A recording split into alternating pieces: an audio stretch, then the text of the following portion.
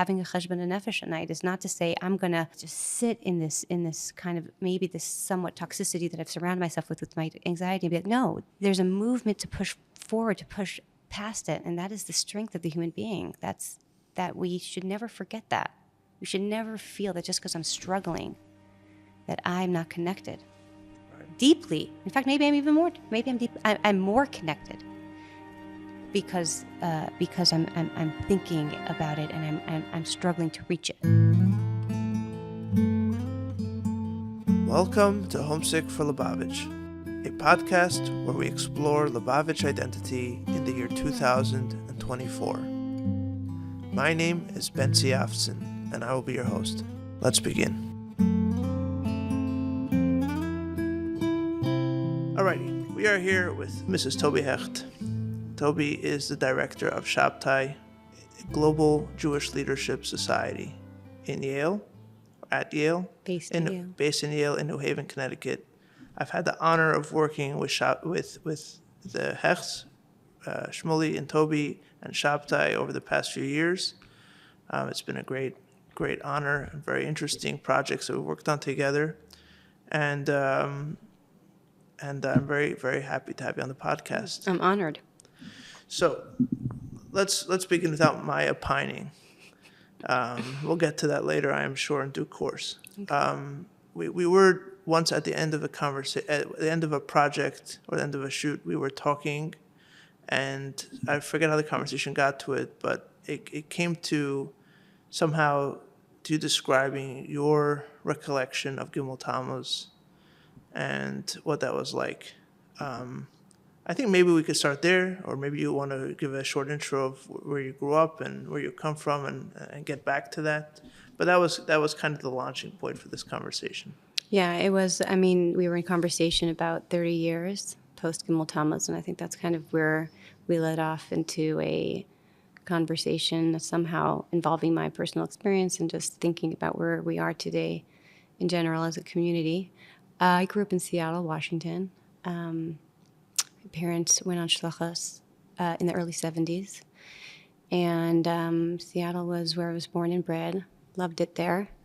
I went away for high school because there was no all-girls high school. So I spent 3 years in a new school, Chicago. And then, for whatever reason, I decided to leave and go to Beth Rivka for my senior year of high school.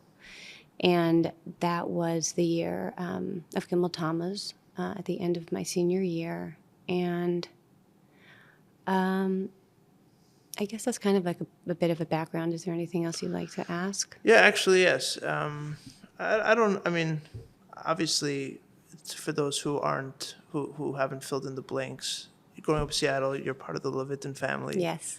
I know many of your brothers. I don't know if I know all of them. Certainly most of them. Yeah. So your parents are the Levitins of Seattle. So my mother grew up in Los Angeles, California. She's the daughter of Beryl and Miriam Weiss. And my father grew up in Brooklyn. His parents are Benjamin and Zelda Levitin.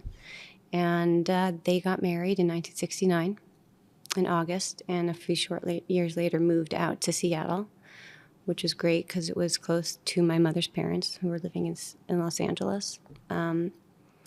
And that's kind of right where we went.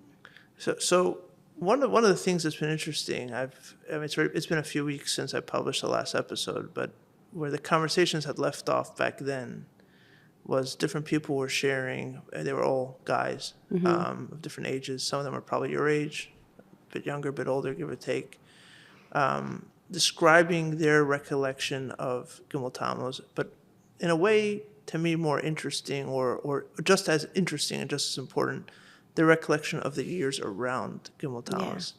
Yeah. Because Gimmel Tammuz, in a way, is too big of a moment to understand in isolation. Yeah. Or even in any way. And you kind of need to a background. Step away from the sun a little bit to kind of describe, what's illuminated by that. And so, you mentioned earlier that you had decided for whatever reason to come spend your senior year high school in Crown Heights. You came into Crown Heights at a very tumultuous Yeah. time. How did you describe those years? Like I haven't yet ever just talked to someone who is seeing it from Beth Rivka, from the girls, or yeah, you were a girl back then. So you have to understand, I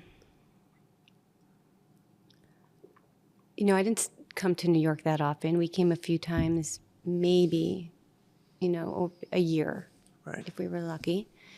And Seattle's the furthest point almost to get. it's pretty far west, yeah. I mean, does it get any further? No. Alaska. Yeah. But yeah. But outside of Alaska, it's the furthest it gets. Right? Yeah. It's pretty. It's a totally different. The Northwest is. Now it's different, but when I was growing up, it was a very distinctly Northwest place to live and to grow up. And Brooklyn. My grandparents lived in Brooklyn and in Crown Heights, and so we would come, and it was very, very exciting to come to Crown Heights, and for multiple reasons, depending on why we were coming, but mostly, to come and to go buy, dollars. And even though we had come to Crown Heights actually as a school when I was in Chicago, we came actually for, I think, once or twice. I believe maybe the second time was for Yud Shvat, and I think that's possibly the last time I might have gone by the Rebbe for dollars with the whole school, with our brilliant principal, Mrs. Turin. And I, coming in, even though after the Rebbe had his stroke, I just, and maybe this is just, I'm just speaking from my experience, obviously, but there didn't seem for me to be a sense of gloom, even coming into Crown Heights that September. I don't remember that. I don't remember feeling, there was definitely uncertainty, and like you said, tumultuous, but I don't remember there being like this gray environment or gray zone. It was, I'm a young girl. I was 17. I was coming to a big school from a small school. I was acclimating. That was difficult. Beth Rivka was a completely different environment from my very, very small school in Chicago. I was, to put it, to give you background, I was the second freshman class. So by the time I left, it was a little bigger, but it was a small school, and just navigating a much larger school was kind of the focus of almost the whole year. And so this idea that in the background, you're going to 770 and you're hoping to see the Rebbe come on the balcony, and kind of the experience of what would happen. And I wasn't thinking too much about it in the moment. When I reflect back now, I think, wow, just, and I feel, it's not like I forgot my emotions then. Emotions tend to bring you back to places. So it's not, I just don't remember feeling this kind of really depressing time, even though clearly there was a lot going on emotionally for a lot of people.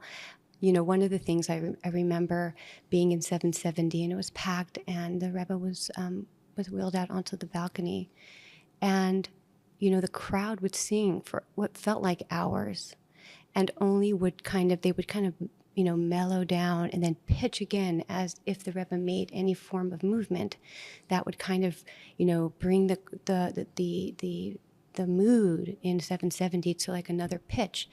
And so as a young girl who didn't necessarily spend so much time living in the orbit of Crown Heights, I knew it was hard to see kind of that pitch up and down mellowness, mellow to pitched, depending on, what was happening on the balcony. And so that you noticed, that you just felt like there was kind of a desperation, I guess, from the from the Hasidim. But I didn't internalize it as depressing. And it, I was 17, I had a lot of things going on, but there wasn't even a thought of what could happen tomorrow. We were just kind of living in this moment. Yeah. Does that make sense? No, it makes a lot of sense. It makes sense. It makes sense in its own world. It doesn't. We were saying the Rebbe's Kapitel every day. Right. We all knew it by heart in the big space in Beth Rivka where we davened. there was just, this became just regular and kind of like a normal Right. Right. No, like day to day. Right. Versus, if I could just say, when I Sure. used to come to Crown Heights before the Rebbe had his stroke, and if there were, I mean, as a kid or even as, the frenzy of a Shabbos for bringing, what was that like? It was amazing. And I was just like popping in for whatever it was, whether it was just a Shabbos, and this, running home to say Kiddush and running back. The girls would do that too? I mean, we were just part of it. I don't know if I always made it back to 770, but you were in this movement that was just this kind of unbelievable, like, excitement and movement and anticipation. So even if I wasn't directly going into 770 for everything, you were part of this, kind of caught up in this, I don't know how to describe it, but So you didn't feel that was missing when you came back in 94? of course you felt it was missing, but it was almost like it didn't seem as the catastrophe that, like, I think about it now, that it must have seemed like a catastrophe. But maybe I'm an optimistic person. My parents weren't. There was a lot of things going on in the background, but a lot of it just seemed kind of normal frenzy with a little bit more of an edge to it. But I just didn't focus on that. And it didn't feel like there was a focus in school on that either. Homesick for Lubavitch is brought to you by Uvla Media, which, yes, is my video production company. At Uvla Media, we believe in the same principles as this podcast, namely that in our communities there are just so many stories worth sharing and worth telling, and that in the end, a good story is always so much more. Over the past few years, we have helped dozens of nonprofits, companies, and families share their very precious stories with the community. If you're looking to share your story, please don't hesitate to reach out to us for a free consultation at hello@uvlamedia.com. Again, that's hello@uvlamedia.com. A link can be found below as well. For now, let's get back to the podcast. It's interesting. It's very interesting because the guys that I speak to, they talk about feeling like the rug was pulled out from under their feet. Like there's to break it down a little bit, I can understand, or I believe people when they tell me, because there's no reason for me not to believe them, that even though the Rebbe had a stroke, and in 94, the Rebbe wasn't getting better. It was very obvious, certainly in hindsight, but I think pretty much then too. Yeah. And it was only a few months later that the Rebbe stopped coming on the balcony at all. Yeah. Right? So I can understand when people saying, look, like in hindsight, you look back at it and you're like, what's going to happen. So you're like, then you realize you only had a few months, but you don't feel that way in the moment. I believe that, right? Yeah. But that's always the kind of the mystery of life, that it's alive until it isn't. And people are like that with their family members and so on. Yeah. How did I miss it? Or You don't see it. It's not possible for it to be over until it's over, because there's no gray space. It's on and then it's off, Yeah. and you can't imagine it. I mean, look, even if you're preparing, Right. even if there were people that were preparing, which I assume there were, the possibility, or even the possible reality, it still doesn't compute. Right. No, so I believe that, but I think people still understood that something like the world that had been until then was over, right? Oh, yeah. So I did not feel that way as a kid. I just you know what? Baruch Hashem, all of my grandparents were alive. I hadn't experienced Right. a death of a beloved in that sense. So for me, the signs, if they were there, I didn't pay attention to them, and I didn't think, just like I didn't think my grandmother would ever die. Like these are certain things you really don't think about, and I wasn't in that space, which I'm sure plenty of adults were. Did you pick up?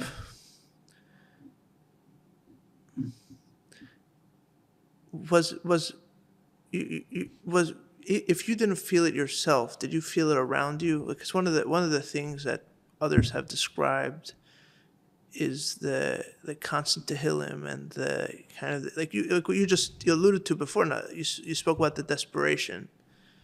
Was that at all something you sensed with your parents or with the older people around you, or There was was it hard to like what's this about?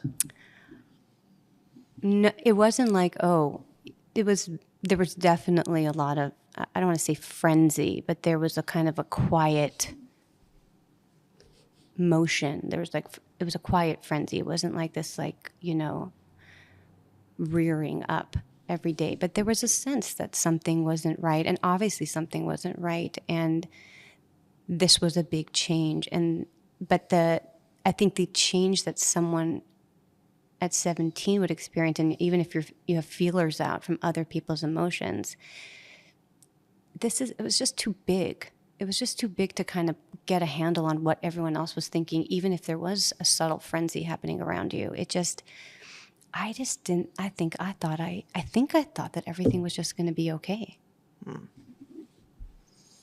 I don't remember feeling like what happened was going to happen. And the sea of grief that follows something like, I don't think anybody could have been prepared for a Nasi Hadar to pass away. Right. Even if there were signals and signs, and obviously, like I said, the adults in the room were making plans or thinking ahead, possibly. If remembering what happened the night of Gimmel Tammuz, things, there was, it was chaos. So somebody had to hold the reins to keep, you felt in a way that there was somebody somewhat in charge, but everybody was, I can't even describe the emotion of what happened. I can tell you what happened. I was sitting in a basement with a couple friends, and I think it was right after Shabbos. They had a huge mirror, huge, like half the size of this. And suddenly it fell. We were not even in the room where it fell, but it crashed into what felt like 1,000 pieces, 1,000,000 pieces. That's what it felt like. And 15 minutes later, 3 people came, and one of them to the basement, and they are holding each other up, crying hysterically. And one of them was one of my closest friends. And I didn't understand what she was doing there because she didn't know anybody in this basement. So I was like, what's going on? And they told us what happened. And it was just, I see her face and I can feel the emotion that I felt. And I'm thinking, that's probably why the mirror. So I'm thinking, I'm assuming that the mirror fell when the Rebbe passed away. Like there was this like total explosion that happened physically. In my mind, that's how I took it. I could just see it. And those sirens were on. The sirens started. And we're all running towards 770. And it just felt like a spiritual catastrophe, if that makes sense. Like there was obviously it was this physical reaction, but it felt like a spiritual catastrophe happening. And everybody is kind of converging on Eastern Parkway. And remember the woman that I stayed by that year, Yehudis Cohen, amazing woman. She was wheeling her baby stroller, and she had her tambourine in the basket underneath. There are plenty of people who had their tambourines out. She had her tambourine in the basket underneath, and that really struck me. She was prepared, but she was, kind of like in this refined reaction. And it just seemed like nobody knew what was going on, and there was collective devastation that I've never since experienced. And everybody was crying. It was like this moment, and that just, it's hard to articulate. Yeah.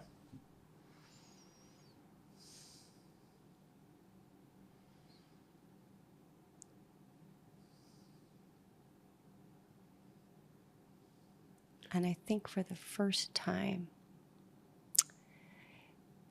even if somebody was prepared, and I know, looking back, I'm in my 40s now, to me then it felt like no one could have predicted. Who could have even thought? Who would even allow themselves to think? When I was 17, there were plenty of adults and who I'm sure were, everything happened very quickly after that. So clearly there had been some thoughts about how this would happen, how the, Levaya would happen. And it just felt that in that moment that we were, instead of standing together to think about this, as Matan Torah to receive, we were all together, men, women, children, to deal with something so challenging.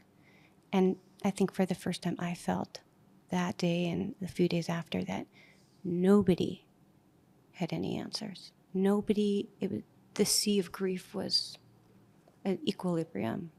There was nobody who was above it, who could say anything. And it was just, that's it. That's all it was. From my father to my brothers to, me to the person standing next to me. It was just, that's all. That's all it was. Did you speak to your parents about it? My father came in right away, and I remember sitting in my grandmother's apartment, her house on Crown Street. And he was really wonderful because I think in that moment for any 17-year-old kid dealing with something so challenging where no one has an answer. No one can tell you what tomorrow will look like. And I remember sitting on my grandmother's couch, and there's a picture of the Rebbe.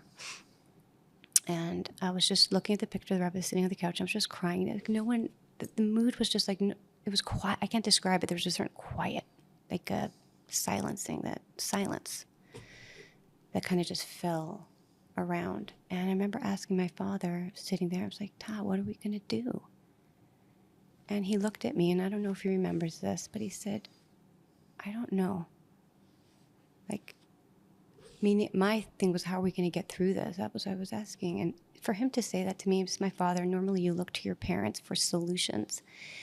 But there wasn't an answer. And I remember feeling that was just, that's what I needed to hear. I didn't need to hear something like, it's going to be all right, because it wasn't going to be all right for some time.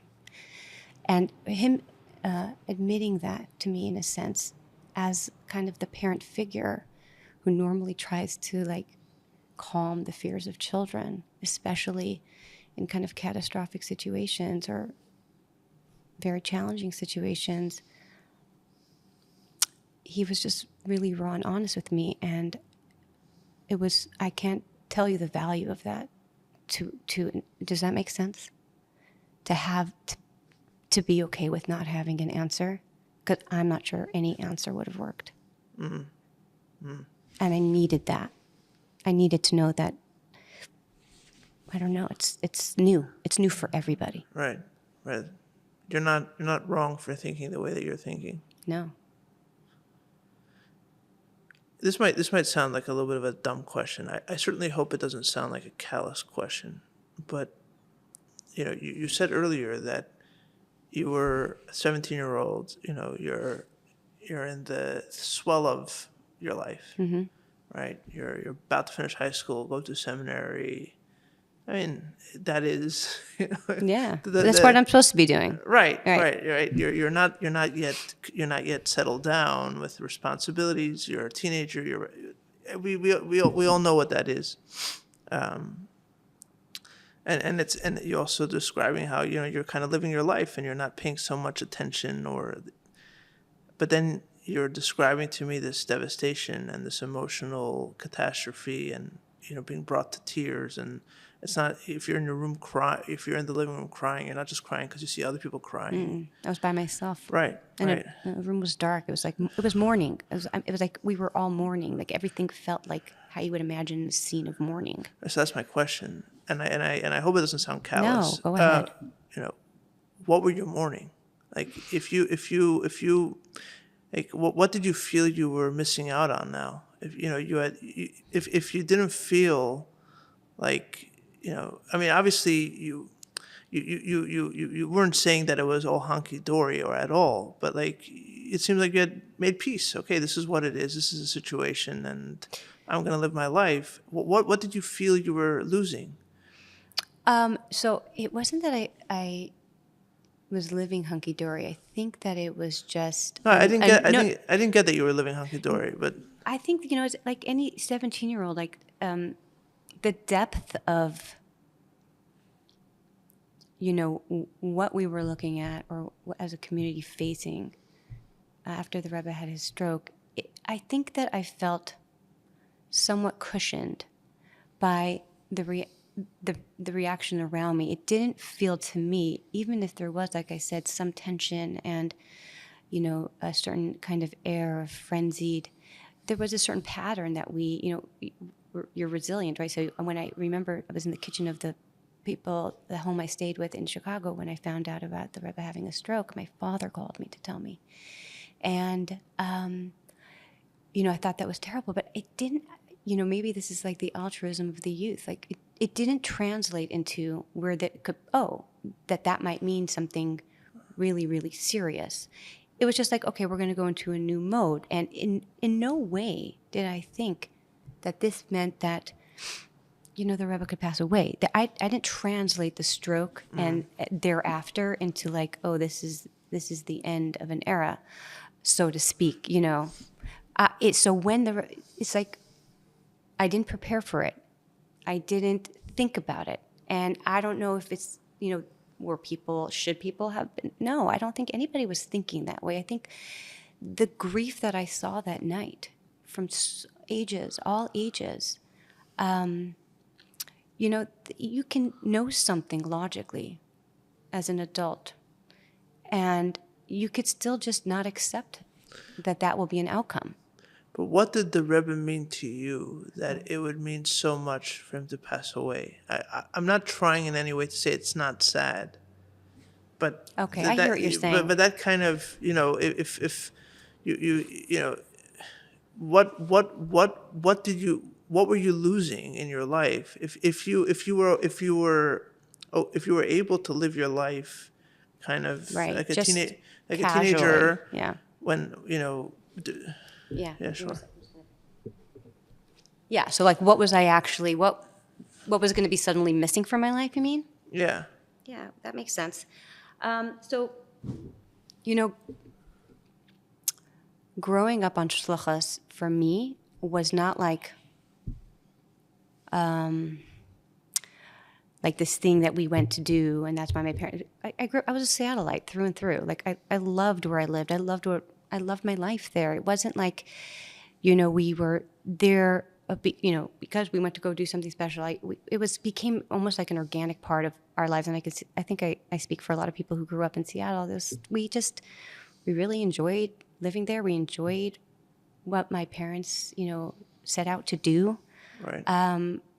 And we can talk about that another time. But like I remember as a kid, when we went to New York, it was a really big deal. When we went to see the Rebbe, it was a really big deal. We would have hookups. The hookup that would happen. We would go to the Chabad house. Which was an old sorority house on Greek Row in University of Washington, and we'd sit and listen. We'd be running around, but we would collectively, all the Lubavitchers who were in Seattle at the time would come and listen. It wasn't like this was my life. Wasn't like something I had to think about. I think the Rebbe in my life wasn't something I had to think about. It was like this is how I was raised. I also had, my mother's parents who were from Hungary and had survived the war and had their entree into Lubavitch. I mean, there was a lot of our life that was just kind of being Lubavitchers.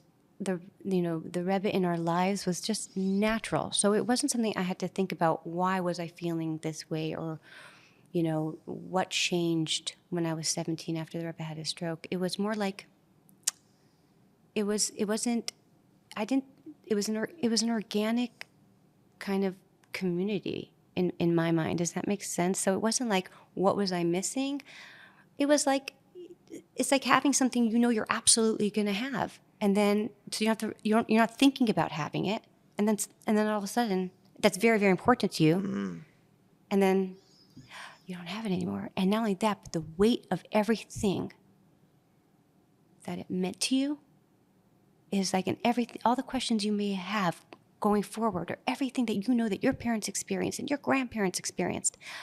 Like it's like a collision of different things that you're thinking about, because something's so natural in your life. You don't think about what it's going to be like when it's not. So for me, the Rebbe being in our life and very involved in even the day-to-day, in the sense that, what we were doing in Seattle and the idea, and it was just this unbelievable, positive, natural part of my life.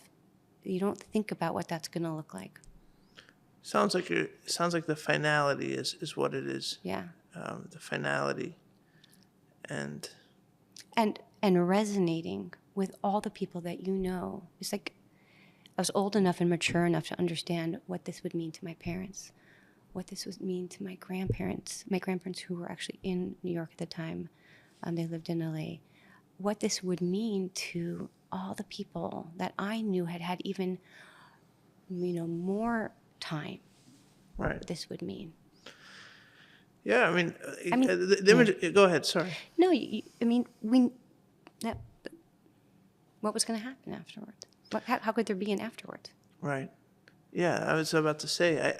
It sounds like. I mean, I don't know if this is particularly original, but the image that's coming to my mind is like you have like a runaway locomotive train. Like the way you've been describing it the past half hour. Like, you have a train, and then the conductor, I don't know, has a heart attack. I don't know, and it can't run the train anymore.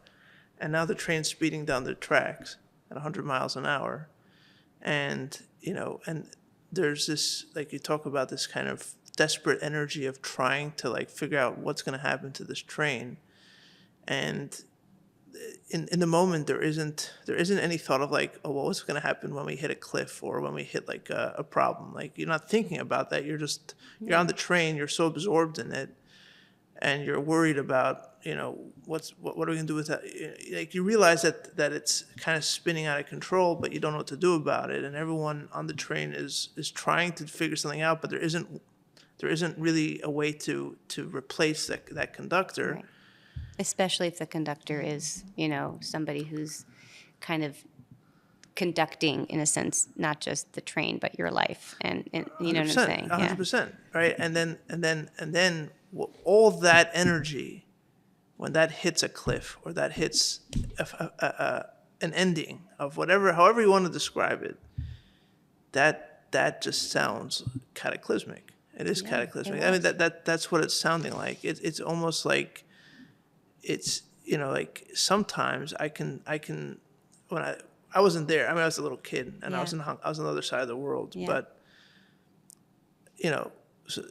one way of looking at it is, well, it was this gradual kind of coming to an end. The Rebbe first was older. The Rebbetzin had passed away. Then the Rebbe had a stroke, and then had another stroke, and then he passed away. So and then the question becomes like, didn't you guys see this coming? Right. And I think that's an understandable perspective, especially if you look at it from a distance and are more impartial. I don't think that's an unfair question to ask. No. I don't think it has. I don't think asking it is in itself disrespectful. You mean like they didn't? Why was there such? Shock. Why was there such shock? First of all, and the Rebbe was also 92 years old. Yeah. I think you can ask that question without being disrespectful. Why would you think it's disrespectful? No, many people do think it. I don't think it's disrespectful. Okay. I think it can be disrespectful if you or can be callous if you assume that everyone there, if you're asking it with the assumption that everyone there was a bunch of idiots. What do you think? You think everyone there was a bunch of idiots? You think you're smarter than everybody else? What were they? So Fancy, we were living in a time where we thought, it was a utopia. Right. It was the utopia even after the Rebbe had his stroke. So like there was why? That's a good question. I reflect, like, I was 17, I'm 47 now, and reflecting backwards, you're trying to think, like, kind of piece together more Well, I think the runaway train kind of explains it. Yeah. I think the runaway train kind of explains it, where there was a sense like this train is not in our, like we're on this train, it's going, like it doesn't slow down, like or we don't have any way of slowing it down, and it's just going, and we're gonna have to go with it, right? We're just gonna go along with it. The way you're describing it, that's where the image came from. The like, Or who was going to be who? no, but you had to go along with it. Yeah. The way you mentioned it, like as long as this was always going on, okay, you weren't. It was obviously sad or terrible to hear that the Rebbe had a stroke, but the story goes on, right? Well, I don't know if it's like, okay, so we're gonna like on it, I think the status quo changed. I don't think it was like, okay, status quo was the same. I think we moved into another.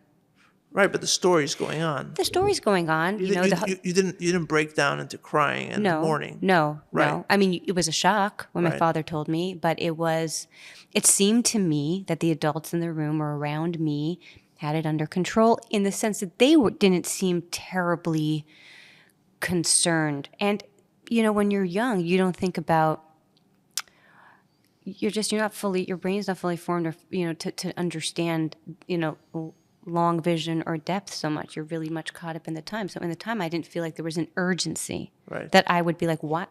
And I'm assuming there was an urgency. I felt the people, at least this is, again, all of this is just my experience. So I didn't feel, even though we were saying Tehillim, yes, there were thoughts of, all we were focused on is the Rebbe getting better.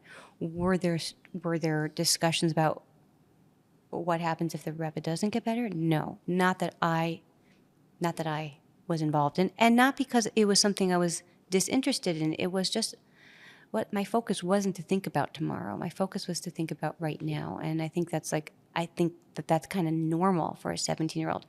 Besides, if I was thinking about existential crises, my grandparents being Holocaust survivors was like kind of like this very dramatic, still part of my life. And so like thinking that like the people around me weren't, didn't seem like there was it wasn't like a change in the sense where like there's something looming over our heads. I didn't feel that. I didn't feel that from the people. I didn't read that. Right. Maybe it was there, but the people around us, our teachers, our principal. No, it doesn't sound like it was there. It sounds, I mean, it doesn't sound like from you, and it hasn't sounded like that from others who I've discussed it with. It sounds like people assumed that this was the next chapter in the story, and maybe we don't know where it's going, but, the story is going to write itself somehow. And, in a way, I don't think it slowed down, and I think it accelerated. I think the speed and the energy and just everything just accelerated and got stronger. And so when people ask, like, I mean, I've asked this before. I wonder it sometimes, like, weren't people, like in a way, prepared for Gimmel Tammuz? Didn't the stroke give them 2 years to get used to the idea? You mean the masses? Yeah. Yeah. And I think it did the contrary. I think, yes, I think there were some individuals who were going against the grain, and you could say what you like about them, but I think they were being more realistic, Yeah. or they were just thinking differently. But it does seem like on the communal level, things did not slow down. Things got more strong. They got faster. They got more intense. And when that all slams, either the brakes slam or it goes off a cliff, however you want to describe it, you're describing that cataclysm. I mean, it's just something else. And you know what? There was an aftermath, and everybody has their own experience, and even within the week after, there was almost like it just, everybody my age, younger, like you were just, everybody's life experience when it comes to some kind of an event like this kind of starts to kind of get triggered, right? In general, how you were raised, or, at kind of our age group, at least in my opinion, we kind of left on our own to kind of like figure it out. I don't think anyone could have, I think everybody was just in shock, and everybody was just grieving, and there was a lot of unanswered questions, and there was a lot of tumult about what's next. And so there was a moment there that you were just kind of the last few weeks of school, we were just kind of living, but not necessarily, there wasn't direction at all. And but that makes sense to me. Like, Oh, you were still in school? I was still in school. I think it was like right before the end of school.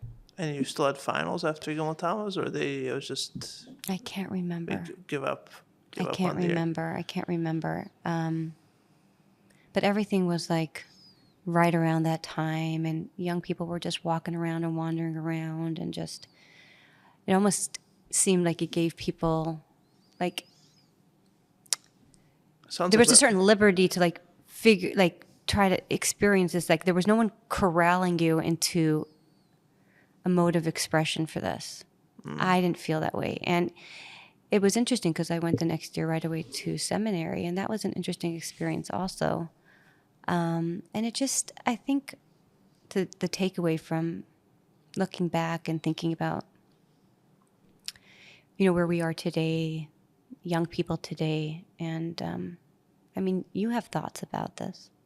Yeah, but that's not what we're here for. That's not what... I imagine for the adults, there was probably a lot of fear.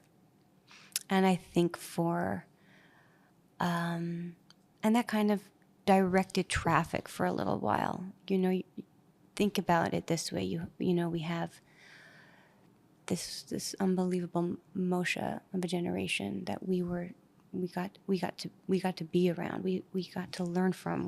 That was directing, some people, their day-to-day activities, and for most people, any life changes that were happening. I mean, across like spectrum of different types of communities and different people coming from different backgrounds. And, I look now and I think about the fact that my relationship to the Rebbe is so much more now. I think where I am 30 years after Gimmel Tammuz versus where I was has just been like, the landscape is so much richer and brighter. My appreciation, the depth of my understanding and appreciation for what the Rebbe, for who the Rebbe is still, through his teachings and through, Baruch Hashem, all the videos that we could see and all the letters that we have, and in general, just kind of the directives that, if we paid attention to, we had like this manual that the Rebbe was, gave us. It was pretty clear. And I think,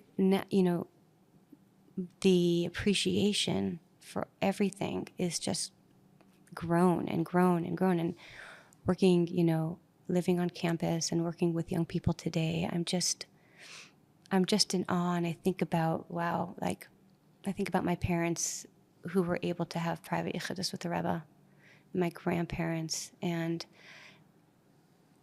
I'm so grateful that I have their stories. And even if I didn't get to have that, and I didn't because I was too old by the time shlichus started, so I never went in with them, with my parents. But just to know. You were too old? Yeah, so by the time, I don't think I ever went in with my parents. So my older siblings, I think, went in for shlichus with my parents, but I don't think that I ever did.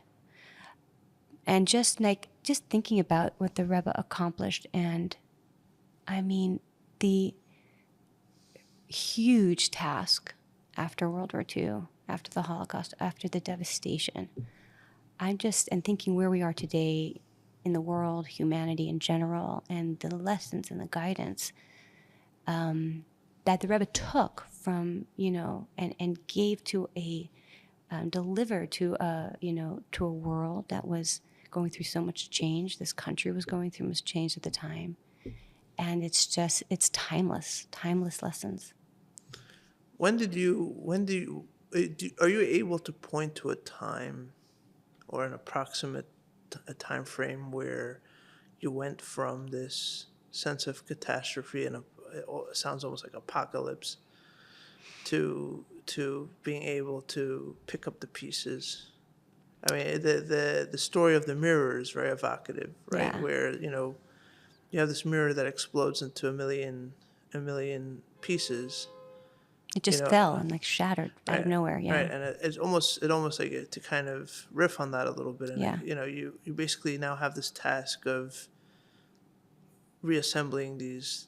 It's an impossible task in a way of reassembling these pieces and recreating a mirror and finding a new reflection. For sure. And I will say that summer was hard, and the following year was very hard in Israel, where I went for seminary. I won't get into the specifics, but there was a lot of cross current of ideas happening. Right. And I'm very grateful. I think that I had a pretty stable understanding about what I needed to do, or what I thought, or what my idea was about going forward. And for me, it wasn't a challenge per se to think about, what does this mean? What are we going to do? How, and everybody has their own experience, and it's really important to understand that. Mine wasn't. I'm in general a positive person, so I didn't want to sit in this grief, and I don't think that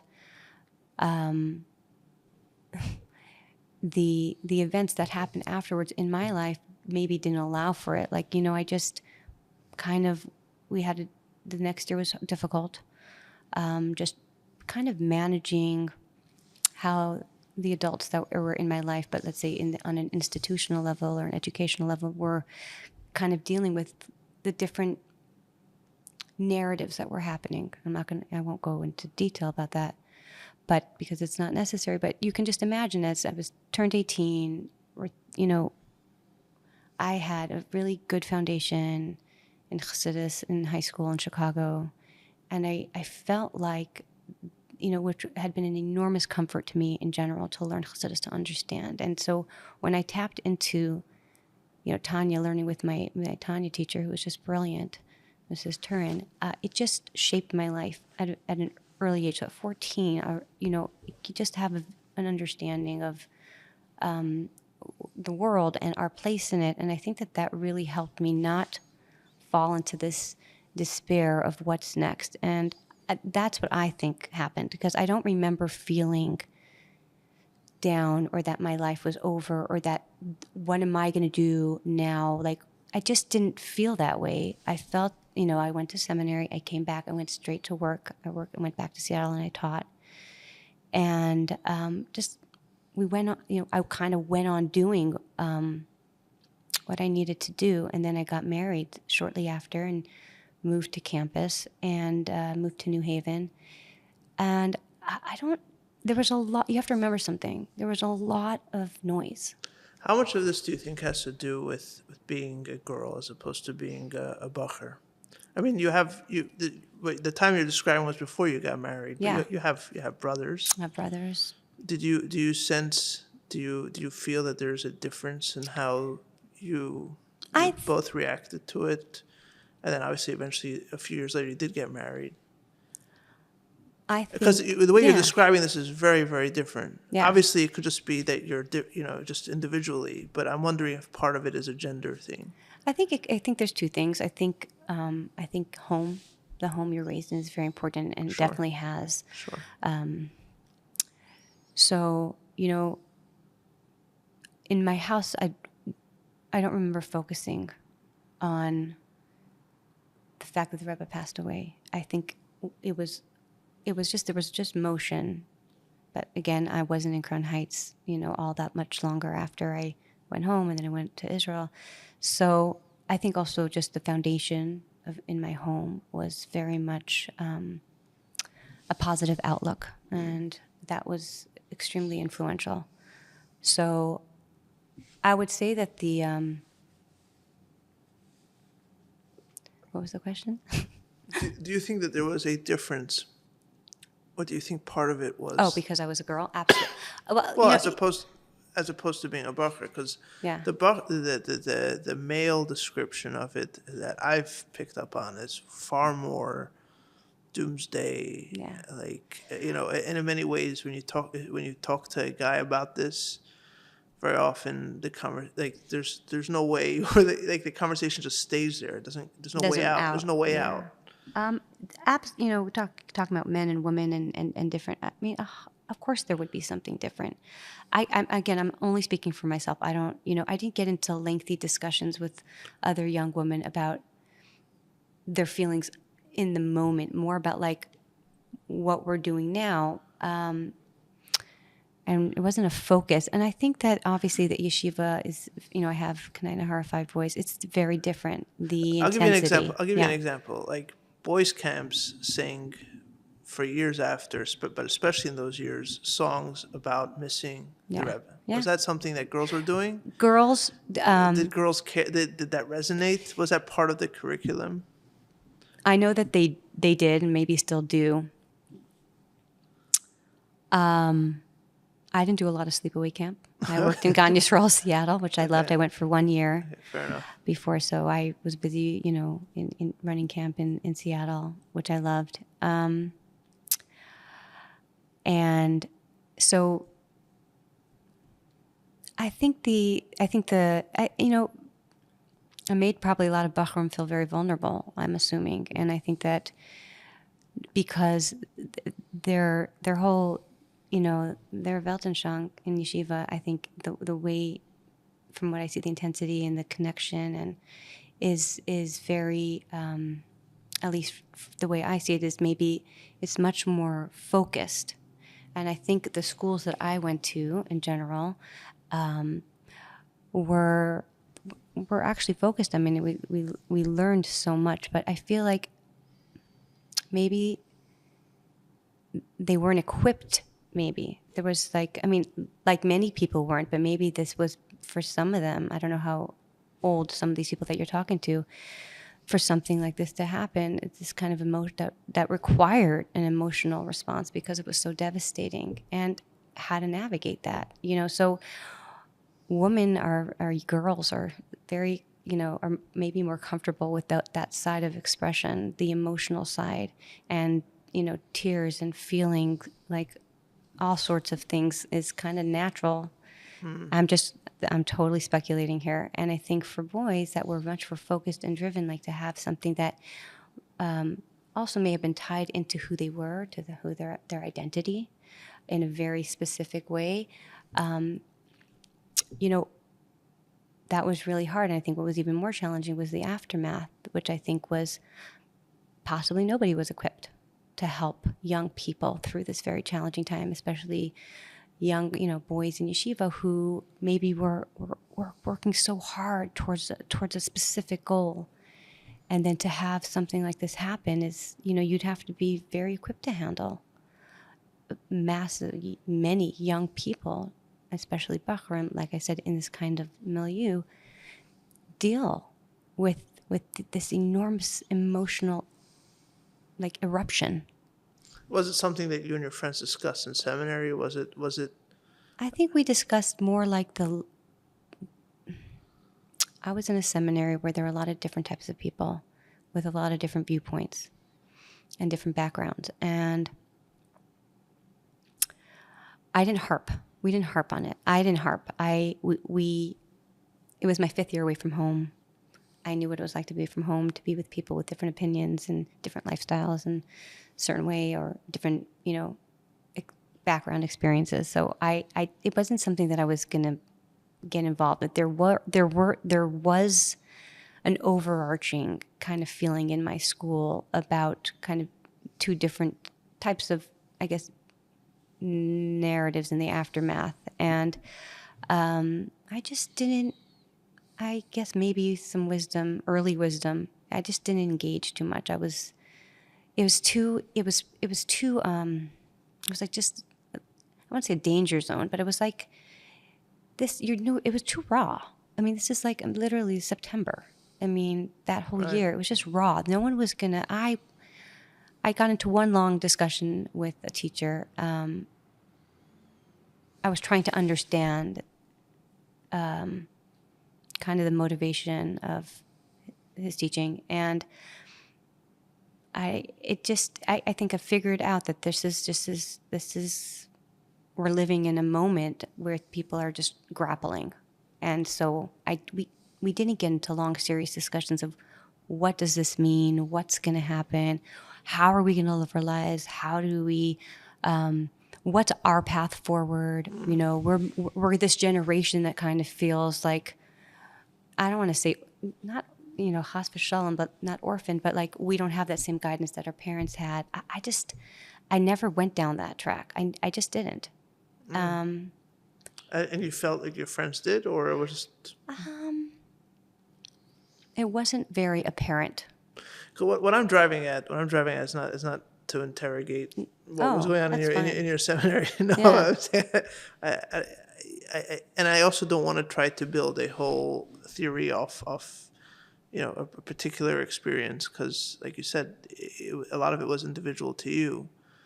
But, you know, you made an interesting point before, and you said it was a speculation, but it does make sense, which is that, you know, stereotypically, but this is also a real thing, is that girls and women in general are built to be in touch with their emotional side, right? And it comes more naturally, it's more intuitive to them. Yes. Right? We're not going into better or worse judgments here, but that's just how it is. Whereas with men, very often when a powerful emotion grips them, they will try to rationalize, what is it? How do I understand it? Try to move away from that emotional feeling to understanding it and building a construct to deal with it. Yeah. Right? Obviously, there are exceptions on both sides. Right. Of course. I'm not interested in that hornet's nest now, but I, you know, so to me it's an interesting perspective, because it does explain to me what I'm seeing, at least anecdotally on this podcast. But I've also had conversations outside this podcast, and you know, it's a lot of times it's like you'll see guys talking about stuff and like arguing about how to understand Chavzai and other Gimmel Tammuz. And if they're married, their wives are sitting there like, "What are you guys going on about? What is it? What are you even talking? Like, what is it? Like this is what happened. It was sad. End of story. What's this overcomplication?" And then the guys in turn will turn around and they're like, "What do you mean you don't like? What do you mean there's all this? What do you mean? Of course there's all this. We can't just move on and or just absorb it emotionally and move on. There's so much to it." And, you know, besides pointing that out as just an interesting, you know, sociological observation, I think it has real life implications in the sense that, right, I mean, there was always a male and female experience of being a Lubavitcher, and yet, despite those differences, people would get married and figure it out, because that's how human beings are. There's a male experience, a female experience. We get married and we figure it out. We try to figure it out. But here, on one hand, it's the same like everybody else, where people are just trying to understand each other. But there is a gulf that opens up, between the men and women that probably didn't exist before. And one wonders if that gulf was something that was ever like adjudicated, ever explored. Not. No, it probably wasn't. And I think sometimes you're still, I mean, you know, you think of, 30 years, and you're thinking, okay, so what happened in those 30 years? And for some people, they don't, you know, it's like reflecting back, and just because you go through an experience and never have closure. I mean, right. And I mean, we have to think about, and I think that is okay. I think that's not grounds to dismiss feelings, but it's also not grounds to say I'm going to stay here in these feelings. What's okay to not have closure? No, I mean, I think it's okay that it happened. Meaning, right. I think that one has to almost like respect the enormity of what happened and transpired in our generation. And, you know, there's a lot of emotions. It's a big ask for two things. It's a big ask to think that you're just going to get closure. And it's a big ask to think that there was anybody who could help you find closure, because on many levels, as much as it was a collective experience, we are individuals, and individually we react differently to things.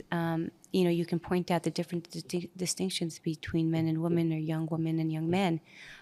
That's one of it. And then you can personalize even those.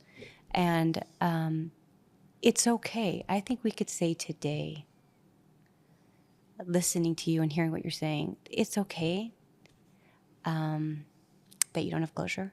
And it's okay that you couldn't find closure, that you weren't able to get it. Meaning, that's how big it was. And what I think is important, and I'm seeing this with young people today that are, were born within the last couple decades, that they need to, I think one of the takeaways that we can say now, I think we're old enough, you and I are old enough to say this.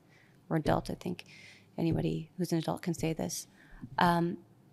It's time to be, the shepherd. It's time for us to take the role that the Rebbe really saw in each and every one of us, and to take the role, take agency within the role, and guide the next generation. That's not to say that you can't, that, this situation that maybe doesn't really get resolution, this experience that shaped so many people's life in different ways, negatively and positively, for whatever reason. Again, personalizing it, distinctions between men and women. And it's time for us to say, look, we have to find our personal way to reckon with the reality and to be the shepherd for the next generation. And I think it's really incumbent upon us more now than ever to do that. And when I speak to young people, and we had this conversation, saw the conversation, now I'm remembering how it got started that night. I was speaking to one of my kids, and we were discussing like his thoughts on how he feels like what needs to happen now. How do we inspire this next generation? Which I think I think there was this fear within the adult community, aftermath. How are we going to make sure that we pass this on? Well, what's the transmission process now? Right. No one was thinking about transmission. They were thinking about living in the moment. Now we have to transmit for another generation. Right. Until Mashiach comes. Like, what does that look like? And I think there was so much fear in doing it right, or making sure that, everyone knew what they had to do, that we lost. This certain understanding of what it is we were supposed to be doing to begin with as Lubavitchers, and what the method that the Rebbe not only instructed us, but led by example. So for me to think that young men and women today are struggling because they've, instead of being shepherd, like shepherd did, in a field within the framework of Chassidus, within the framework of halacha, there was almost like this, you were going to be corralled into like very specific, I don't like to use the word, specific focus or principles that would ensure or guarantee Right. a future, because Right. suddenly everybody was responsible, and the question was how to do it, and how to do it right, and conflicting ideas, because again, this is personal and deep and Right. intense. And I think that, I don't know if I'm going off on a tangent, but I'm just saying, going forward, which is why I think, this idea of, did we find closure? Is there ever? Why wasn't there? I think that can be open-ended, and I'm not sure that precludes people from being able to still to be okay with that, and to also say, like, what am I doing now? And I think what we forget, or we shouldn't forget, is that the Rebbe, one of my biggest takeaways, when I think about now, when I try to, encourage people to, how to, like, if they, ask for advice on choices or how to live their life, I think about something so powerful that I think I live, through Chassidus, but specifically through how the Rebbe role modeled, was not that you should, but you can. And it's when we tell young people, right, you can versus you should, it's a very different direction. It's a very different focal point. So I think we're actually in a really kind of important time, like right now. right. Yeah. I think we, like the adults, we have to take ownership, and we have to think very carefully of what that means. Yeah. Yeah, I agree, 100%. It's in many ways, I would think that is the definition of becoming an adult. An adult isn't an age on your passport. It is, to me, a recognition that the cavalry isn't coming to save you because you are the cavalry. Yeah. Right? And it's a recognition that, in many ways, like you said that night of Gimmel Tammuz, like, you realize that, nobody else has any better answers than you do. I mean, you can ask, you can learn from other people, but the assumption that someone else has it figured out for you, that is the myth that gets dispelled when you become an adult. You're like, adults are just the adults, your parents, the people your parents' age, your grandparents' age. They're also full of questions and concern and fear for the future, and we all have to live through that, right? And I personally agree with you very much on this point. You look at the Rebbe, for example, even the Rebbe, and I don't like to use the Rebbe as an example to prove that I'm right, but because I think that's something that's a technique that's often abused. So that's not my point here. It's more, you look at it you look at it from afar. Yeah, zoom out. And the Rebbe went to the oil on a regular basis, and I think with increasing frequency over the years. That doesn't look like the Rebbe was communing with the Frierdiker Rebbe. I understand, but tzaddikim commune in ways that I don't understand, that none of us understand. So the idea that we suddenly understand that it had to be this way, that's not true. We can't read one way or another.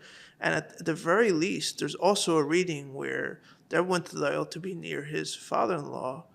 In other words, he didn't get over it. Yeah. He never got over it.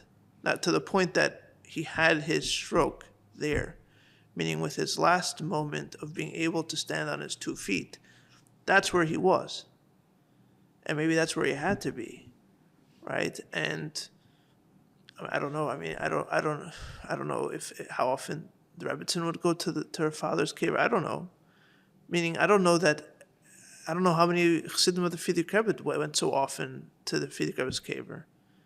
And I don't think it was so common with the previous Rebbeim for them to go to their father or predecessor's caver so often.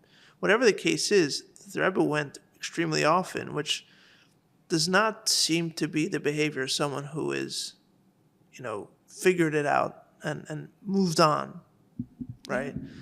I mean, we take it so much for granted, but like the Rebbe would answer so many people, especially in the later years, Asker Alatzian, right? And it's like that kind of just part of the lingua franca at this point. That's what the Rebbe was saying, a bracha, and of course there's like this kind of understanding where the Rebbe is saying a bracha, but the way he says a bracha, he's literally saying, I'm going to take this thing, and I'm going to stand for hours at the oil, and I'm going to take these bags and bags of letters, and I'm going to read, maybe I get torched for this reading, but I think there is a level of reading here. It might not be the only level, but there is a level of reading here where the Rebbe is saying, I don't have the answers, but here's where I ask my questions. I don't know. Right. Anyway, we don't know, but I mean, the image or the optics look that way, certainly, right? I'm also always struck by that the Rebbe was very clear to write that. I'm Right. going to ask, but I think that. I don't know what you're allowed to ask. You're not. I mean, I'm on this not part of that. I'm not part of that. I don't. On this podcast, you're allowed to ask subscribe anything, but I this. cannot protect you from From ire. No, I think that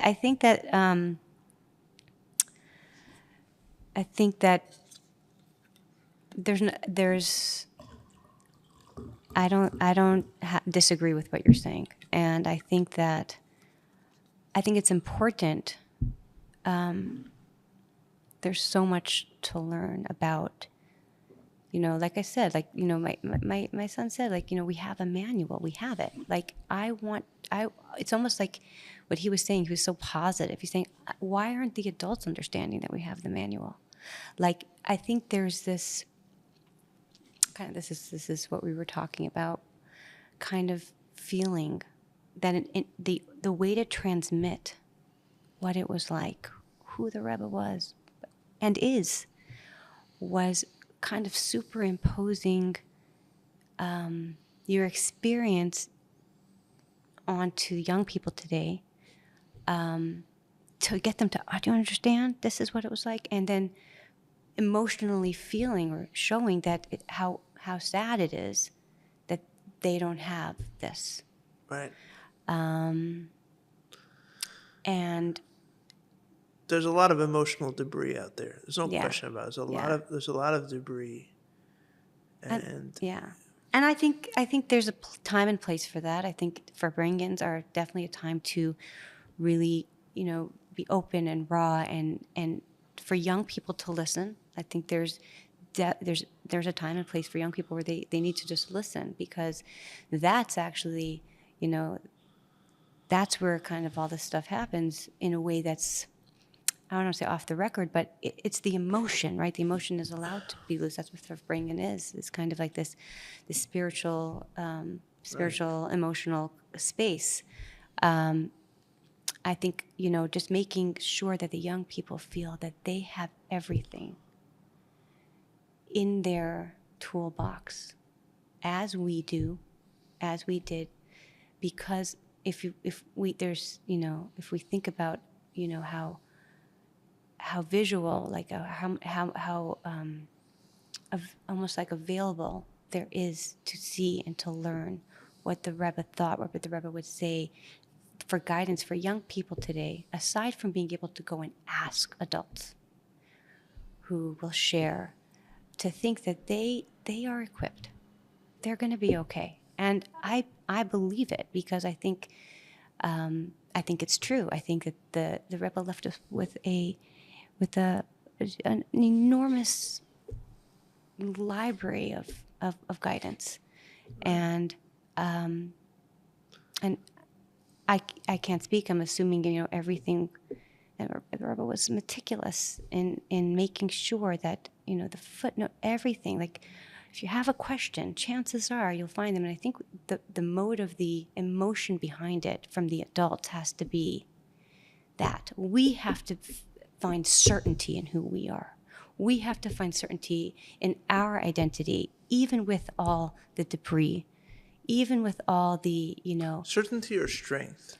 I think Do you think the certainty is certainty of convictions, like certainty of the strength, certainty meaning certainty that in our identity, certainty in our hiskashrus, certainty in the sense that not other people's vision of your hiskashrus. I think we're pretty equipped to know what it means to So you're saying be connected. conviction or certainty? Because I do wonder sometimes. Well, as certain as we can be. Certainty, I think, for young people, certainty in Because certainty can mean I don't have any questions. No, I don't mean by not having any questions. You can be certain about something and have questions that are unanswered, but the conviction Okay.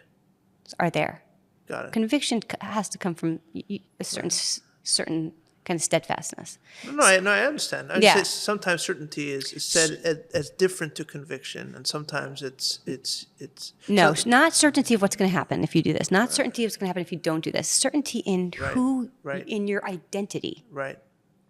as not prescribed by anybody else, but prescribed literally by Real self-confidence. Self-confidence, but self-confidence that was given to us.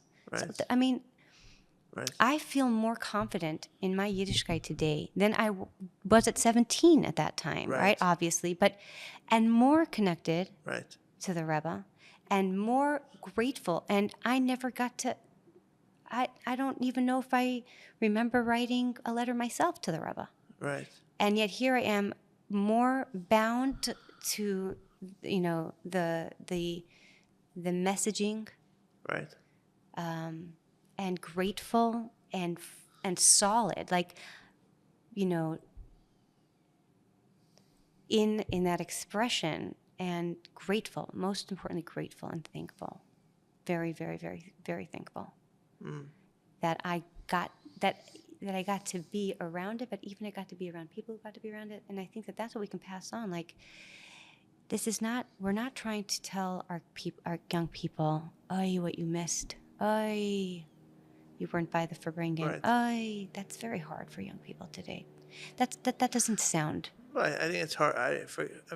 I'm not discounting the young people. I think it's hard for ourselves. I think ultimately it comes down to trust. I think it comes down to trust. I think there was. I'm trying to tie it to this conversation. The way you described it earlier, where in the moment of the apocalypse, or in the moment, let's call it. It's certainly what it's spiritual for us, this generation. Absolutely. In the moment of the apocalypse, there was this, what you described, this kind of strange sense of togetherness. We're all in this together. And then, as you described, as time does its thing, people kind of settled into different camps. Narratives were formed. Fracture. Yeah, things begin to fragment. A very intense experience that you share holds you together for a certain time, and then it begins to loosen, and people go their separate ways. Right, and I think one of the casualties that happens there is casualty to trust. Right. We stop trusting one another. Generations stop trusting each other, where parents don't trust their children to make the right decisions, not necessarily because the lack of trust is not that they think their kids are bad. They think that their kids won't be able to do what they did because they don't have the same experience, right? And so it's not trust that I think you're going to lie to me. It's I don't trust that you're able to do what I pulled off. This, if a person builds a very successful business, he might not trust his kids to be able to do that on their own, and so he puts safeguards in place and so on, right? And I think that is one of the main things that we contend with today when we talk about being an adult about it. A lot of times when there's a breakdown in trust, what happens is that people one thing is we don't trust a person at all, or we don't trust our ability to discuss it or to negotiate it. So we'll basically hide it away and say, okay, we're good, we can get along, but we're just, as long as we don't talk about that. Right. That's one way that distrust takes shape, right? And that can be, again, between generations. It can be between genders, which plays a role between husband and wife. Sure. In our community, that at least that's where it would play that role. It plays roles between one group and another group, and I think I absolutely agree that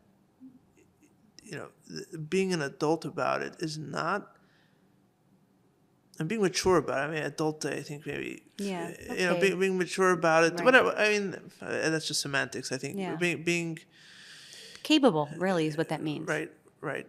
And I just feel like adult is like an age thing. Right. Like, I hear that. I'm old. Yeah. I think a certain maturity, a certain level. I think we can. I personally think we can expect this of our teenagers. Yeah. Frankly, I mean, like this idea that they're only 17, 18 years old. How can you talk to them about it? It's like 17, 18 years old. Kids or teenagers will act pretty much how you treat them. Absolutely. Right? You could talk to them as 10-year-olds and they'll act accordingly. You could talk to them as Absolutely. 40-year-olds. And the same thing is with 40-year-olds. You could talk to them as 18-year-olds. And some of them, sadly, will act like 18-year-olds. Yeah. Like it's Yeah. ultimately, and I think that comes back to trust. Like, do we trust each other? Yeah. Do we trust each other to be able to deal with a unsolvable question, right? At the end of the day, in the Lubavitch story, this problem does not get solved until Mashiach comes, right? When he will come, and people have their kind of fixed ideas of when he must come. I don't buy into that. I mean, we believe as Yidden that Mashiach will come today, but it's a belief. That's where the certainty problem comes up. We don't know for certain that he's coming today. Right. We know he's coming, though. Yes. That's the certainty. Right. And we believe he can come today and that he will come today, however you want to phrase it, Right. but we don't know for certain he's coming today. Right. That's the whole conundrum, right? Yeah, and the Lubavitch problem doesn't get solved until Mashiach comes. Right? So You mean what problem? Well, the fact that the Rebbe is not here with us, Right. or that there isn't a Rebbe, and Lubavitch always had, I mean, besides for the 10 years after the Marash or what have you, but even then there were people that could be Rebbe, they just weren't officially Rebbe, right? But the Chassidus was always built around the Rebbe. There's no way to get around that. The Chassidus was not built to be post-Rebbe. That was never something that was described, and there was never something that was predicted or anticipated. But it became a fact of life in the Lubavitch world. And in the Lubavitch world, that problem doesn't get solved until Mashiach comes. So then the question is, until that problem gets solved, as we have this problem, do we trust one another to figure things out? Or do we say that problem is so big and too big that we basically have to avoid it? And it's like that elephant in the room that nobody talks about. You mean the distrust to talk about discourse, or the distrust to trust each other that we could carry on? Well, you were discussing earlier about having to grow up and assume ownership of this is of your identity. Yes, precisely, Yeah. right? And so that problem of identity, and what does it mean to be a Lubavitcher after I passed away, right? You can say, well, that problem's too big. Really? I mean, many people say that. Yeah. So don't bring it up. Like it's or like some kind of. There are many ways of deflection. One way is like it's been solved a long time ago. Or why are you making it so complicated? As long as you learn chitas and you go to the oil, it's all good. And it's like Right. I think something happened. Something happened. The apocalypse happened. You're not going to deny that people in the moment were what was there until that point. Something got destroyed. The mirror smashed into a million pieces. Yeah, but that doesn't give. I get that. I hear that, and I empathize with that notion very much. And at the same time, that there's this sense of betrayal, this distrust, this unclear path. What does it mean? What is your identity today as a Lubavitcher? And how do we, if the Rebbe isn't present in our lives in a physical way, what does that look like? And I think if you zoom out and you look at Jewish history,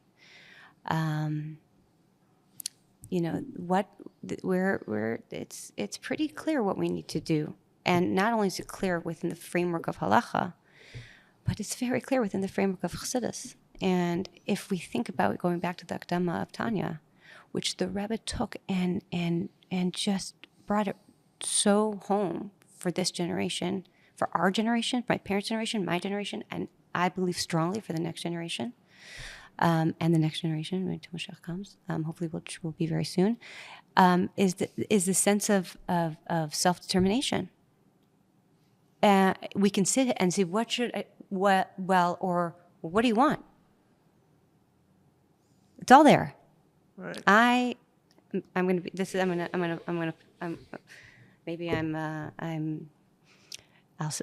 speak strongly, but it's all there. I think not taking agency at this point is an excuse. I think we within the confines of a Jewish community, within the confines of the greater Jewish world, Lubavitch, we have the answers. I mean, Chassidus is everything that we need to see and follow. Now, we can say the betrayal between bein adam lechaver, or between people, or just betrayal by what happened, and again, like no resolution.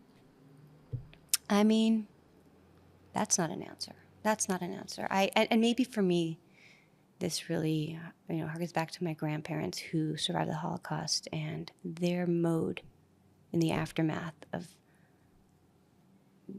huge, something that you can't put words to. Right.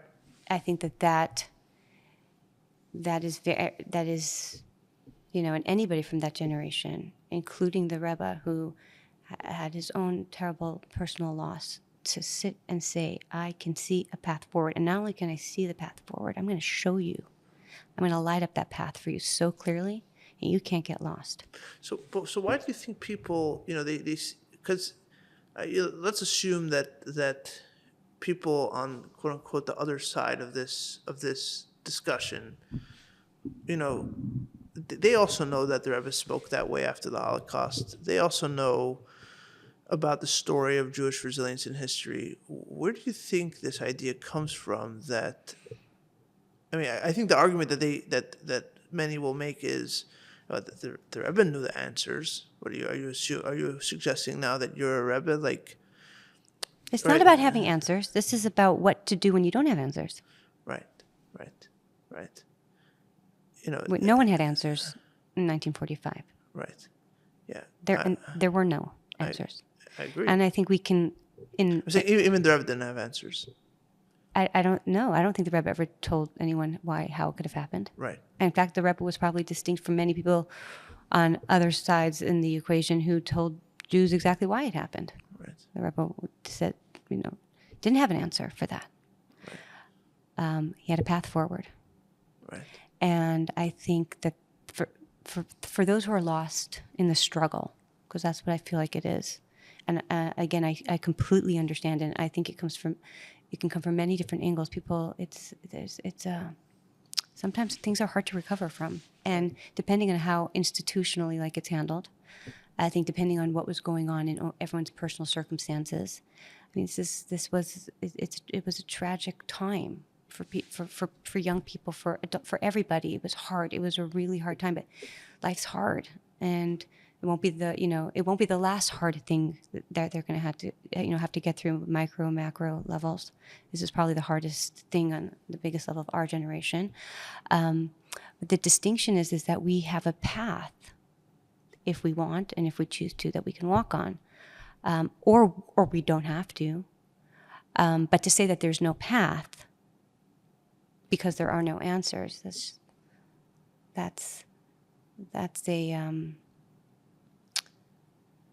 it's an illusion to think that that's kind of part of our story. It's a bit of a cop-out. Yeah. But understandably so, because it requires a lot. It requires a lot to say, okay, I'm going to be okay with no answers. Everybody responds to that differently. To say I have trust in the Bas Shefer after the Holocaust. To say that, you could say there was many people who chose not to. It's really a matter of personal. It's just go back to the Akdama of Tanya. Which part of it? The part where the Rebbe basically says it's Karvalecha. It's very close to you. It's all about what you want. Right. If you and I want it, if everybody else wants it, some people have to find a path through the roughage. We don't. Right. We literally have a path, and it's lit, and it doesn't go off the light. Right. And that you could say, Toby, that's nice. That just doesn't resonate with a lot of people. I get it. But I think there's a lot of options of how you can decide what you want. Again, it's all about what you want, and what you're choosing is based on what your desire is. What do you want? What do you want your own outcome to be at this point? Right? How are you going to navigate this path? And I think it requires people to zoom out a little bit, because zooming out is very helpful because it gives you kind of the breadth. Right. Right. And the path is a very interesting piece that you're picking on, because I know in the first Bas Ligani, for example, I think it's in the first Bas Ligani, but it's certainly something that I've brought up time and time again. Myself as Simon Labanim, the path that our forefathers carved. and in a way, what you're pointing to here, which I haven't thought about before, is that, in a way you say, well, wait, the path that our forefathers walked, okay, so what am I supposed to do? Turn around? Like, they came before me, so they walk the path, then they stop, and then the path that they walked is over, right? No.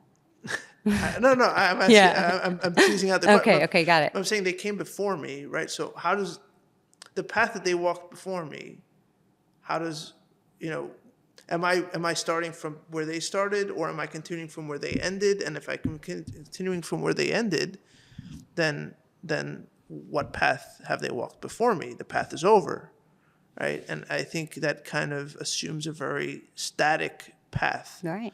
Right? When path is really more a direction. And the idea is not that they've walked the whole path and they got to the end and now you start from the beginning and follow them. The point is that they've shown you that there is a path and the path goes in this direction. And yes, you're going to have to figure out how this path continues. It's not all, but you know that there is a path. You know that there's somewhere to go to. They've shown you that it works this far. You can keep it going, right? And that separates a little bit, the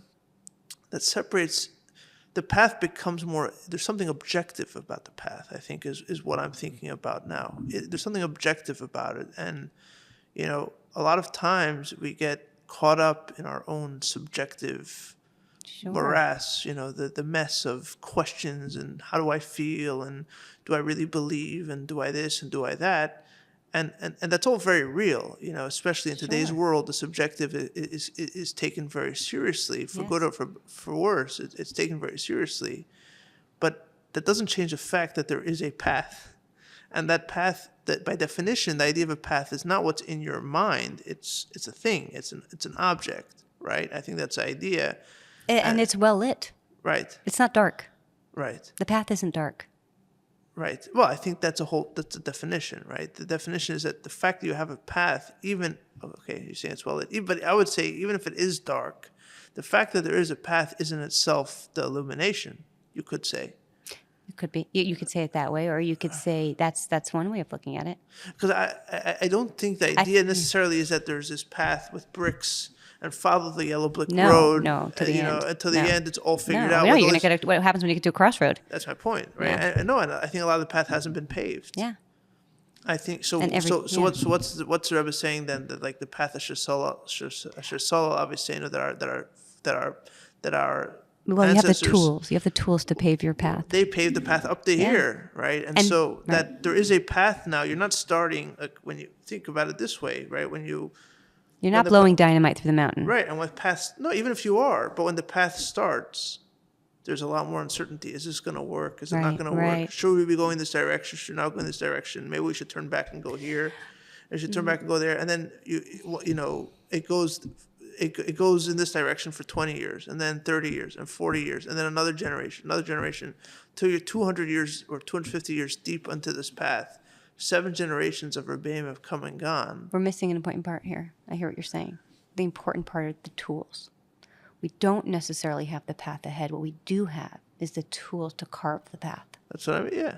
Right, that's different. So it's not like we're just dancing down to the end of the road to follow the, That's my point. We have to actually make the path. Build the road. But the fact that the path has been already built up to this point means that we're not starting with tools at ground zero. No. But we're not at the end of the path either. No, and also, and the challenge there is to say, like, there's a lot of challenges. If this analogy, people can say, well, there's like, I'm on this path, but like, I don't know, there's another path over there that like, it looks like that might be interesting, but that's fine. Yeah, but I think the focus here is that we have what we're thinking as the path is our foundation. Right. Is the Masorah. Right. And I mean, all one has to do is literally read Chitas every day and Chumash and then read that. I mean, this is like it's right there, everything. So the path is really the foundation for it as well. And even the foundation we just need it. It's almost like we don't have to carve our own path. We just have to kind of dig to continue the path, because it's not, which is hard work, but it's not, if we decide to stay within this pathway,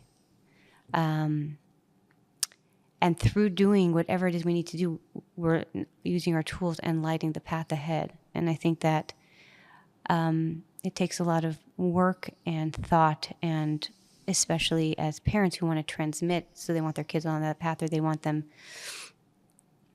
give them the tools to forge their own path within the framework. It requires a lot of, it doesn't mean that we can't have, that there's no doubt, there's no fear. Even with certainty, you can have a certainty about something that doesn't preclude you from having emotions about that certainty. Sometimes certainty is actually like, it just gives you the stults, right? To be like, I may have the anxiety surrounding it, even fear, but I've got the stults, and that's what the certainty is. Like, I will surpass that. And because I am connected to something so much greater than that moment. And I think that that's, this path is like that's the certainty that I'm talking about. It's the fortitude that we have, that every one of us has. Right. Even with the tumultuous emotions that come at us, even with the betrayal, even with the distrust, even with the concern, even if the doubt, to know that it's okay. I can have, that doesn't mean I'm not a good Jew and or a good chassid because I'm struggling. Right. This is the human experience. Mm-hmm. This is what we're supposed to be doing. We're not malachim. We're not supposed to be stagnant. We're supposed to be struggling. There's a reason. If everything that we learn in Chassidus is about knowing there's the struggle, acknowledging the struggle. And it doesn't mean, having a cheshbon nefesh at night is not to say I'm going to, I'm going to just sit in this kind of, maybe this somewhat toxicity that I've surrounded myself with my anxiety, and be like, no, there's a movement to push forward, to push past it, and that is the strength of the human being. That we should never forget that. We should never feel that just because I'm struggling, that I'm not connected. Right. Deeply. In fact, maybe I'm more connected because I'm thinking about it, and I'm struggling to reach it. Mm. I'm just sometimes don't know exactly how, but I know that important thing is to know that, that you're trying. That there is a path. Yeah. There's a path. Yeah. I've never thought about the path that way. I think the objective subjective is a very valuable framework, because it in many ways kind of alleviates the burden of certainty or of uncertainty. Like, okay, so you're not certain. Okay, fine, valid, understandable even.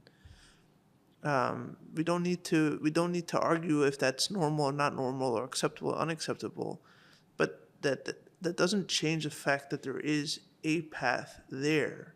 Whether or not you're up to being part of it right now, or you're up to going along with it, you said there's a different path somewhere else, fine, but there is a path here. And it's not that we don't care about the individual's feelings about it. It's just that you don't have to start from scratch on your own. It's there. There's something there. If you choose to follow it, it's not going to lend. It's not going to. Going on this path doesn't mean it's all figured out. No. You still have to work, but it's there. It's there, and it's there. And I think that comes back down to the fact of trust. Ultimately, at the end of the day, we all live in this world, and we're all mortal. And so on whatever level we're operating on, whatever ambition we have,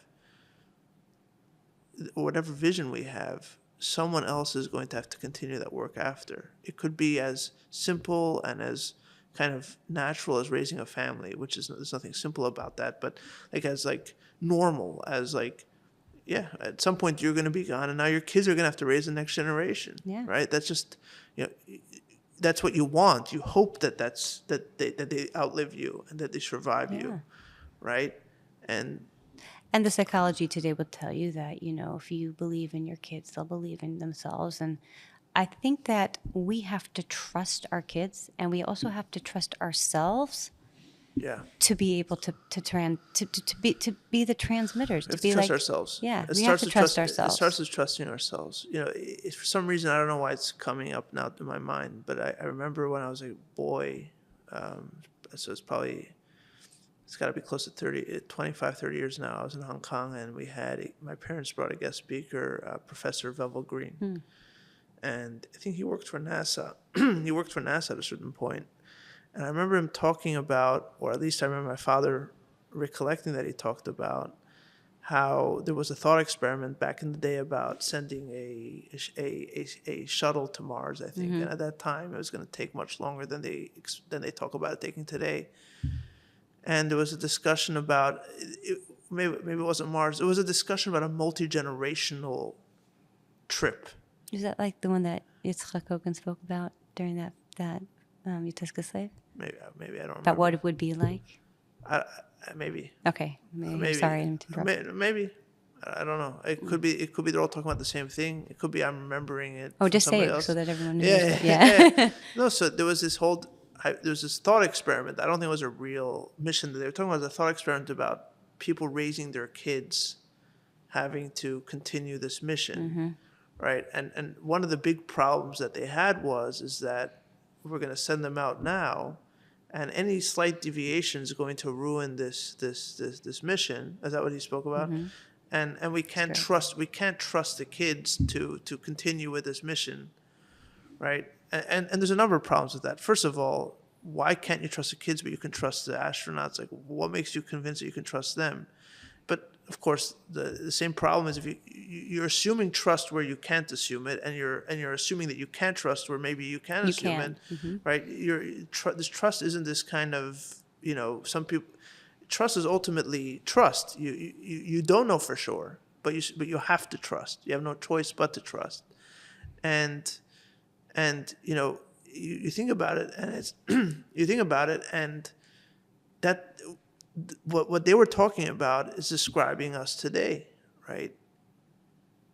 Like, yes, somebody could say, how do we trust these chassidim living in these days, or trusting these two people sitting and talking on a podcast? How do we trust them to get over their biases and their motivations and their all the tumult going underneath their surfaces? Because, God knows that I have all kinds of stuff going on, and reasons why I might say one thing instead of the other thing, and there are many things that I'm not even aware of that's going on. So how do I trust myself? How do they trust me? How do they trust it? Right. And that's just but there's no choice. Right. That is what it is, and the effort. If you think about it that way, the effort of Chabad Chassidus is that the Rebbeim said, okay, no, we're going to take the radical position that if we teach enough and we educate enough and we inspire enough and we show enough of an example, then we can entrust this mission to these Chassidim with all their flaws and all their shortcomings. They can pick it up. They can pick up the slack and get us to the finish line because we need them to. Right? I think the Rebbe was very clear about that. Right. About when we know in 1951. I mean, part of was we're going to do this together. Like that was the beginning, which is for part of me I don't. But he wasn't being nice, is my point. It wasn't being nice and trying to include, the star player, the star player trying to make the teammates feel good. No, he can't do it on his own.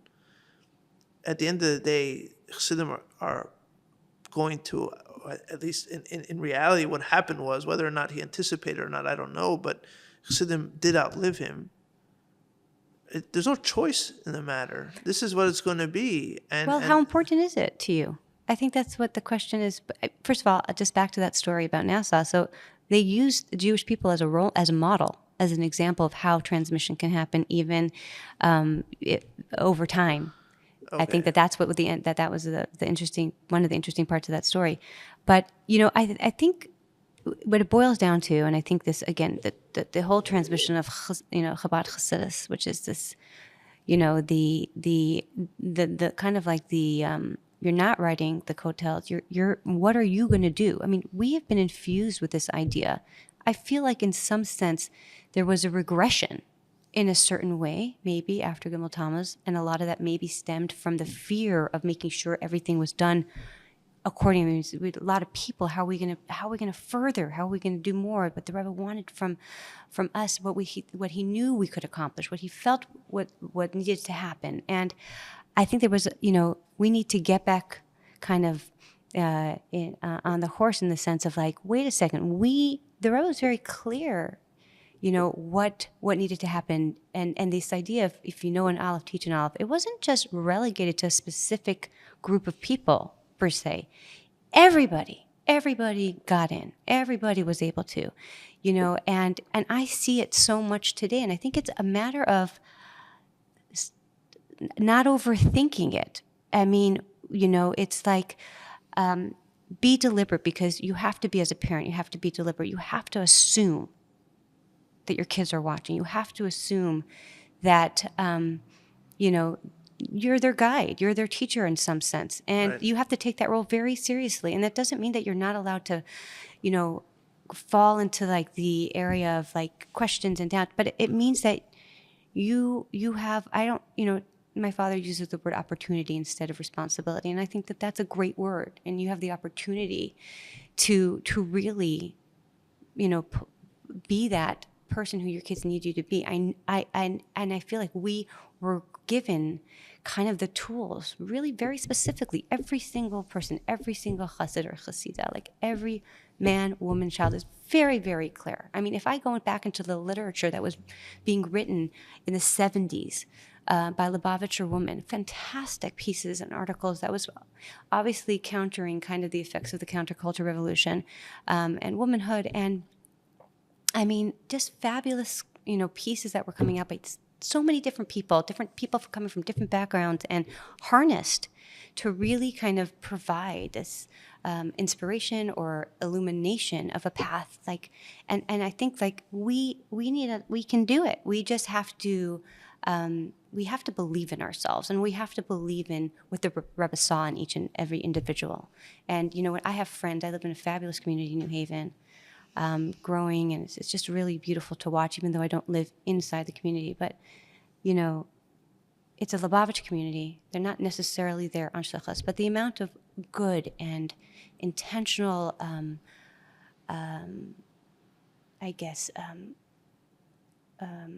mitzvahs that are being done on a daily basis, known and not known, watching the community grow, and watching, I'm familiar more with the women and what the leadership in the community is just so inspiring to me. And, I have a friend, she's a real estate agent. She carries neshek with her wherever she goes. And she inspired me to carry neshek wherever I go. And there's these what we think of as like, it has to be something big. I think there's a lot of this kind of, if you're not doing something big, you're not making the impact. This is not about that. Right. This is about what each of us were kind of encouraged to do, to tap into that part of ourselves, to understand the power of the individual. And we have to, that's it. I don't think it's more than that. And I think we have all the resources possible that can guide us towards that goal. And we can't think, it's not about perfection. This is not getting it right all the time. This is about working hard towards a goal. And that goal in this generation is, like in every generation, was to pay it forward to the next generation, to give them, to guide them, to instill the values and the principles of Torah and mitzvahs. And to trust them. And to trust that, and of course to trust them. Even if they fall. Right. To know that they can get back up, as we did, and do. Right. Well, I think that's a very, very good way to end. And yeah, it's been wonderful. Thank you very much. Thank you, Bentzi. Thank you for the opportunity. Thank you very much. The music for this podcast comes from the album Repentance Doors by Oren Sor Nadav Vachar and is used with their permission.